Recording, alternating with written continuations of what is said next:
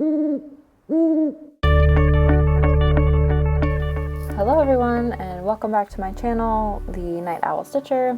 I hope you're having lovely holidays and Merry Christmas to those of you who celebrate. Today I will be working on my Story Keep Tiki Beach Sunset by Amy Stewart. I kind of thought it might be interesting to you guys to see my process and how I go about stitching, because I mentioned in my first Flosstube when I showed my full coverage parrot, my freebie Harmony parrot, that I was getting grid lines in the back of my piece. So when I started this project, I wanted to try a different method of stitching, and it seems to have worked, and I no longer have the grid lines. So I thought some of you might be interested to see. So today I'm going to go over how I start my threads, how I thread a needle. I kind of have a little trick for it, which you may have already seen in the first stitch I did. And I will show you how I work through my pattern, picking which stitches to work on, which colors to work on, and how I end a thread. So I thought it would be useful to see my Pattern Keeper app as I work through my project today. So what I do is I highlight the stitch that I'm going to be working on, and as you can see, I'm working in diagonals. So I will work the uppermost left stitch as if you're reading, and I work from top left, work across the row towards the right, and then I kind of snake down. So after I'm done working the top row left to right, I will go down one stitch on the diagonal and work right to left. This helps me avoid those straight grid lines that I was getting in my other project. So I've highlighted it's the second stitch I'm doing now. So I just completed the stitch. I'll mark off what I've done, and I do use the parking method. So I will park the stitch where it's supposed to go, and then mark it off on my Pattern Keeper as a parked stitch in the bottom left hand corner. That's where I park my stitches. Then I will highlight the next stitch, again going left to right in the top row of I do 10 by 10 boxes in the diagonal. You'll see the red lines show the diagonal that I work on in that Pattern Keeper app. And I'm just getting a new color here because I don't have any parked threads here. So as I'm grabbing another color here, I do use a loop start method. So for those of you that don't use this method or don't know about this method, it's basically just using a piece of thread that's twice as long as what you want to work with, folding it in half, and once you thread the needle, you're left with a loop at the end. So I will start in the top right hand corner. Typically I start in the bottom left when I'm working a stitch regularly, bottom left to top right, and then bottom right to top left. But with the loop start method, you're going to start in the top right, at least I do, and then leave just enough of that loop or of the rest of the thread so that there's a loop. And then I do this stitch a few times because it wasn't cooperating, so you'll get the picture. You'll see me do it a couple times, but I will put the needle down through the top right as if I'm working the second part of that first leg of the stitch. So down through the top right, and then bring my needle up through the bottom left, leaving that loop on the front of the piece. And then I will, again, it didn't go through properly. I kept leaving a little bit of fabric. I think I get it this time. But then I put the needle through the loop that's left at the top of the piece. Yeah, I got it this time. And that secures it. So once you put the needle through that loop, you go back down into the bottom left of the stitch, and that completes your bottom leg. Then you continue as you would normally, and the way I do it is bottom right to top left. So I go back up through the bottom right of the stitch and then down through the top left to complete my cross.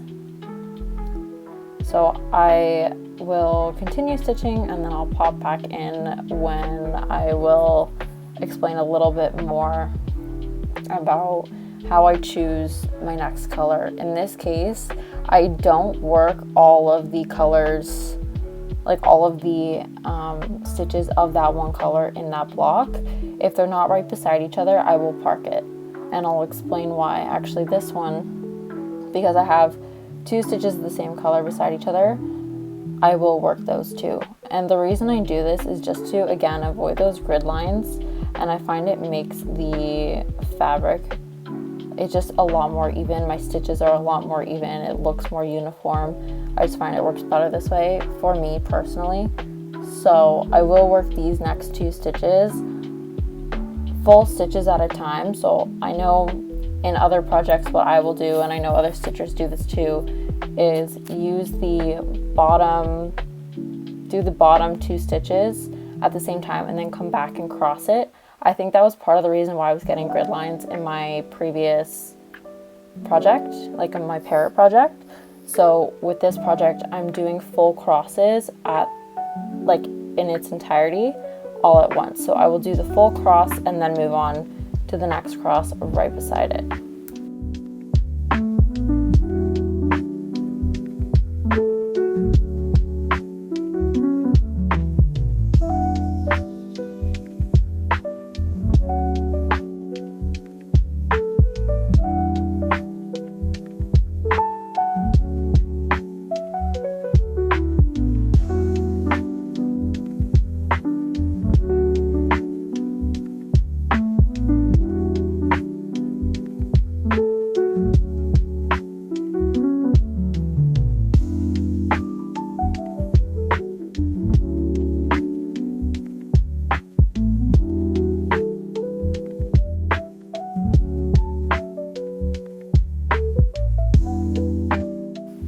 So I noticed after I completed this stitch, I don't know if you can tell in the camera so much, but there was a thread that was poking up. So I have this tool that you see me use here. It's called a snag nabit.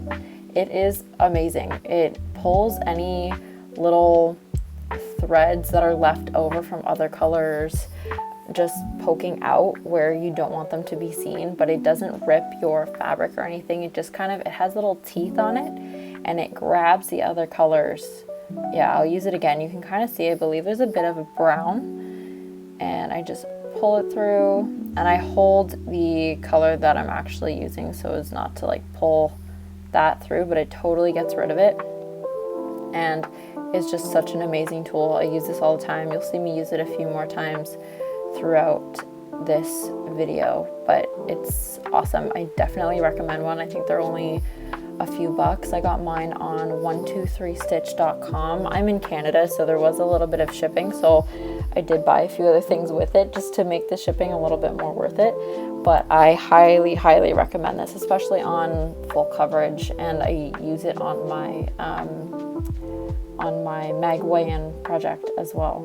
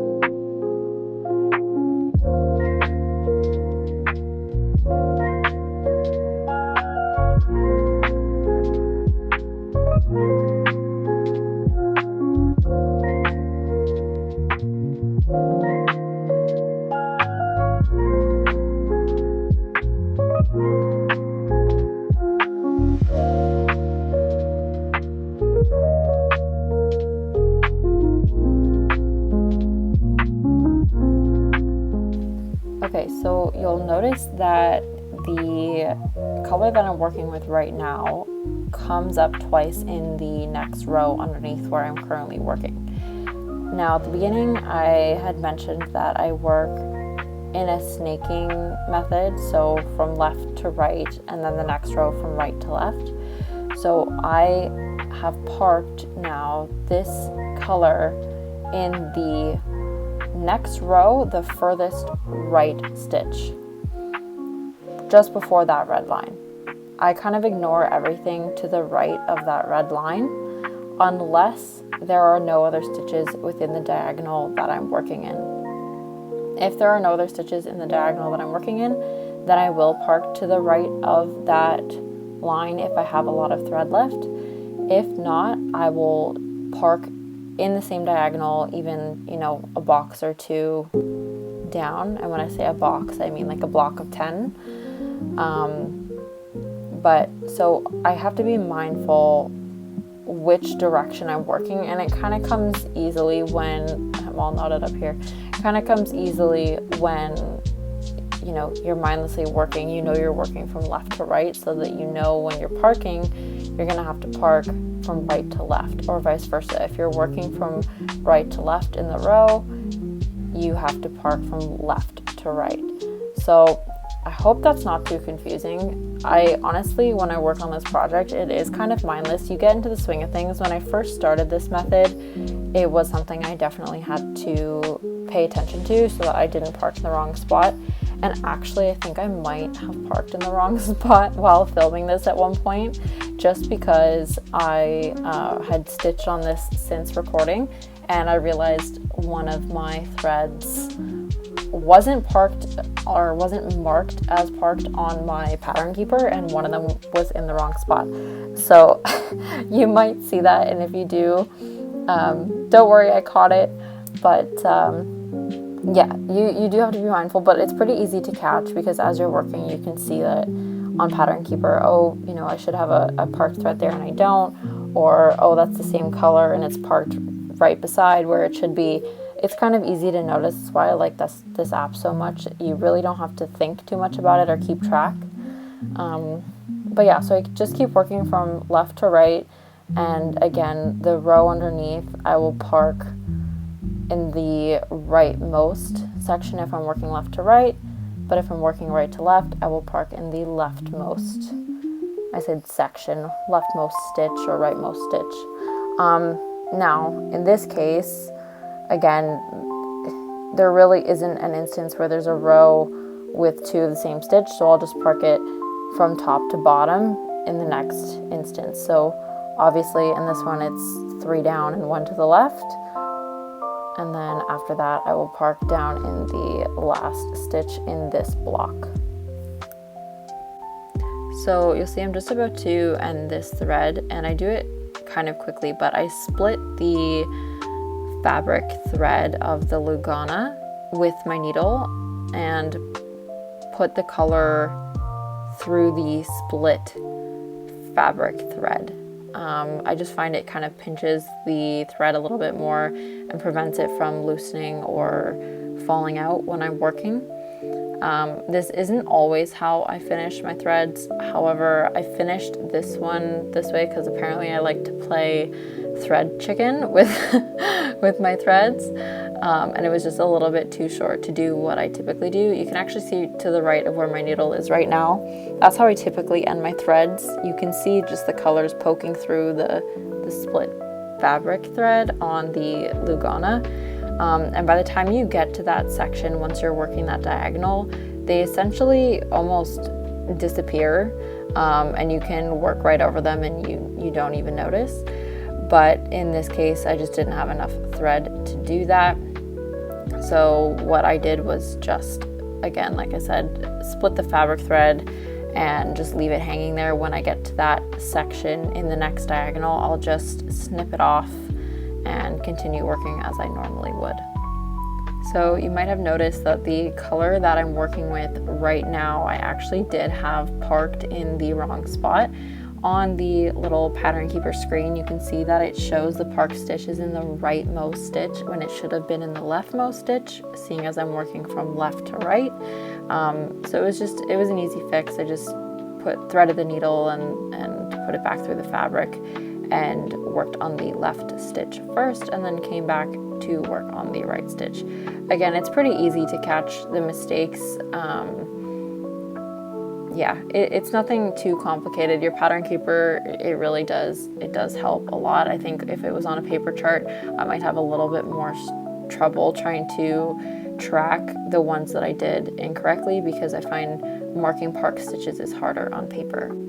So now that I've completed the top row working left to right, I will grab the rightmost parked thread if there is one, which in this case there was, and I will work right to left, working one stitch at a time.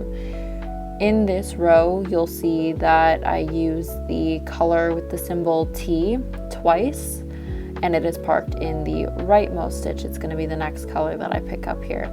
So I will, again, just do this one stitch in this color and park it in the next instance from right to left in this row before moving on, and just work one stitch at a time from right to left, one after another. And I don't like skipping, just because, again, I find that's what causes those grid lines, at least for me. So I will work this one stitch here and then park in the next instance and work the stitches in between this color, in between the two stitches of this color.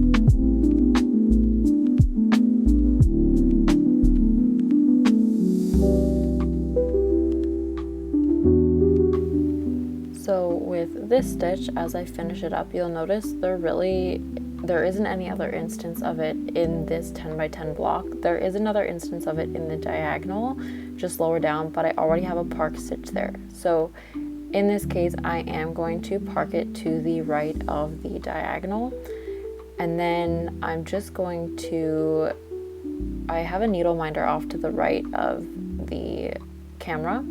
So I just kind of wrap it around the needle minder to get it out of the way so that I don't pick it up. I think I do that in the next row, but I'll wrap it over the needle minder out of the way so that I know it's in the next diagonal.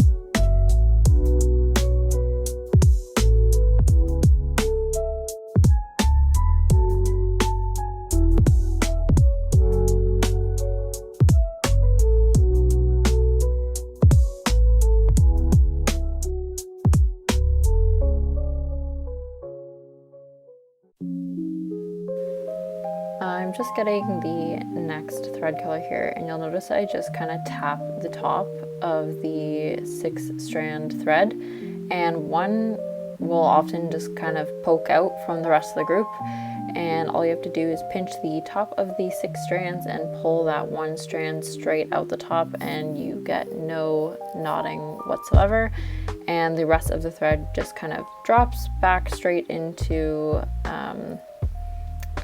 a straight piece without knotting or anything. And then I'm trying to show, I just put it through the top of the bobbin and loop the tail through the loop that I left, so then it's easy to pull one strand at a time the next time. I use bobbins right now for my larger projects, or I should say I'm using bobbins right now for my 2 bigger full coverage projects. However, surprise, I will be starting the Haid Sal for 2025, which I'm super excited about. I'm going to post a plans video, I hope, by the end of the year, and I'll talk a little bit more about it in that video, but I am going to be using floss drops for that project. So I hope that I think that'll work better for me, and I'm super excited because I find it a bit of a pain to constantly wind and rewind bobbins, and then you really don't have anywhere for the extra pieces that you haven't used yet when you've cut off a length, other than the little hole that I just showed you that I use. But I find it's just a bit of a pain using bobbins. I like the way they look in a box. I think they're really pretty, but I think floss drops are just a lot more convenient for how I work. So that's what I'm going to be doing, I think, from here on out. And do have the Atom Heart cross stitch bobbins so that you can store them as bobbins, but they actually allow you the capability of using them as floss drops as well. I believe I mentioned them in my first and possibly also my second video.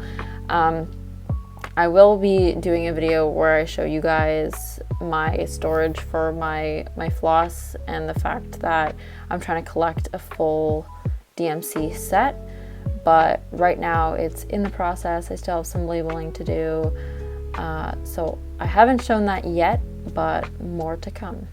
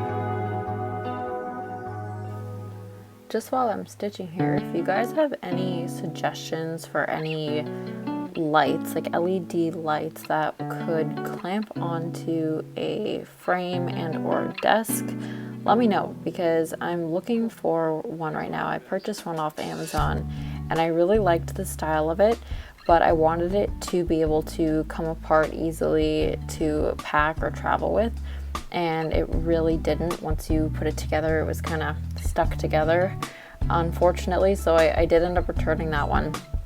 But if you guys have any suggestions for me, let me know if you don't mind. And I've also, I know my footage is a little shaky.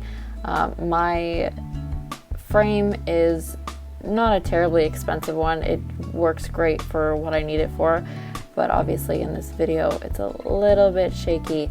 So if you guys have any suggestions for frames or stands that you really like, that aren't crazy expensive but definitely worth the price, then also let me know. Comment down below. I'm very curious. I've heard of the daylight stand, I believe is what it's called. You can get it on Amazon.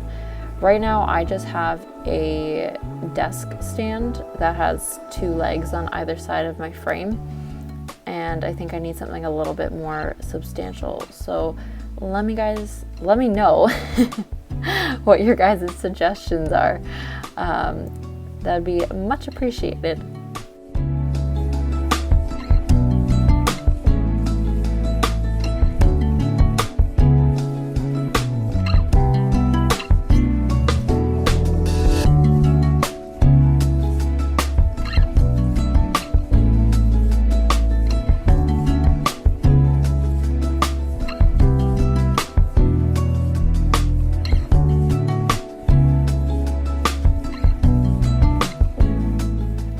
Okay, so you'll notice here that this is the way I typically like to end my threads. So I pop my needle up between 2 fabric threads. If you look at the fabric threads kind of as a cross, I poke it up between the 2 fabric threads on the top of the cross and bring the floss down over that horizontal fabric thread, and then down and split the fabric again underneath that horizontal thread. And then I come back up where I went up initially by splitting the fabric thread again and the floss color. Then you can just cut it right off at the top of the fabric, and it doesn't leave any tails, and it's held very securely. I've never had any issues with any of my threads coming undone or loosening or anything like that. And then again, if you get any little threads when you get down to that section, I just use my snag nabit and pull them right through to the back, and your work looks perfect.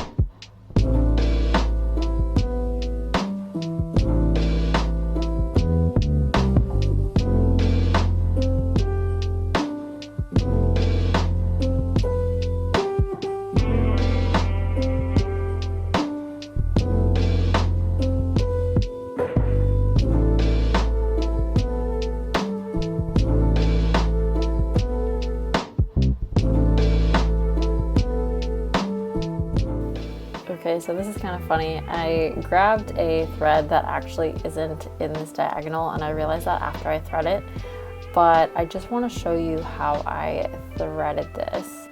So unfortunately, the camera, I was a little bit out of the shot, but I fold it over the needle and make a loop and pinch it just under the needle. When I pull the thread off the needle, off from around the outside of the needle, I'm left with that loop that I had on my finger. I then kind of roll the needle up and over that thread, and it goes right through the eye of the needle. I will show it again here with one of my next threads. So once I start that, I will pop in again and go through it with you one more time.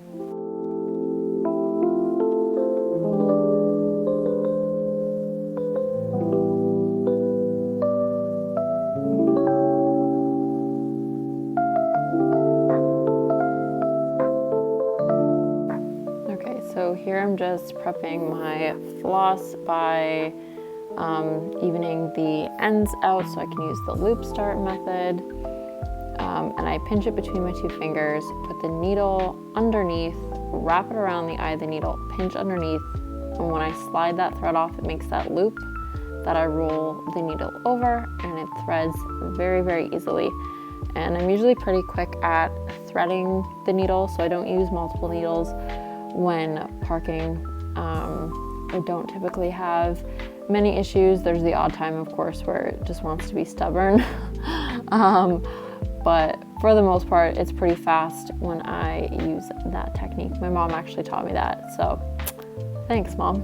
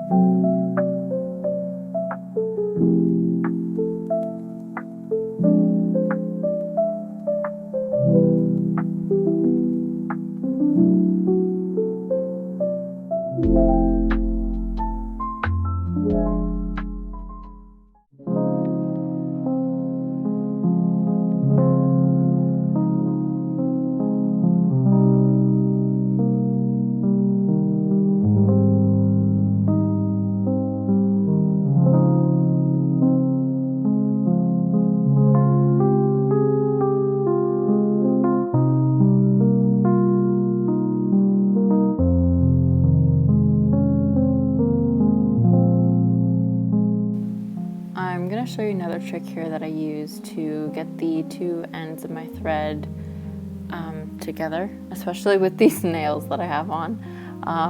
I hold one strand out and slide the other strand up to where they meet. I just find it a lot easier than trying to put the two together, and a lot faster. I often do this without even thinking about it, even when I don't have my nails done and long. But there's me threading the needle again.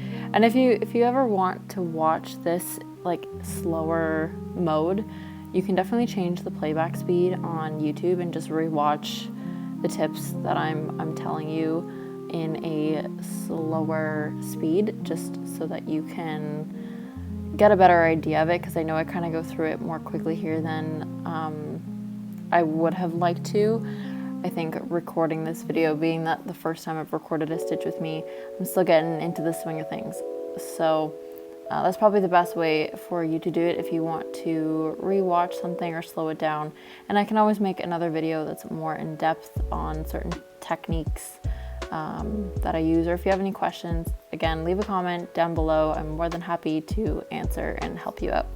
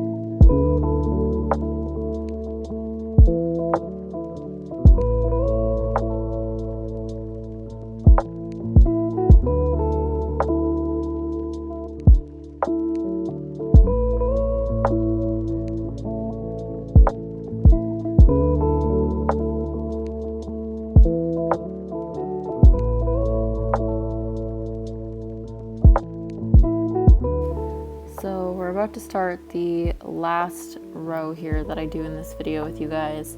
Obviously you can see this technique takes a little bit longer than some other techniques to do, but I honestly don't mind it. I don't mind the process. I kind of like it. I'm a very systematic person, so I find this works for me, and it's so worth it for the lack of grid lines, because again, that totally bothers me in my other project. But I love how this one's turning out, and I would love to work on this a lot more. But I do have some big plans for 2025. Like I mentioned, I will be doing Whip Go as well, so I'll mention that in my plans video. And yeah, I hope you guys have enjoyed me sharing my technique with you. I will finish off this row, and then I will pop back in to end the video.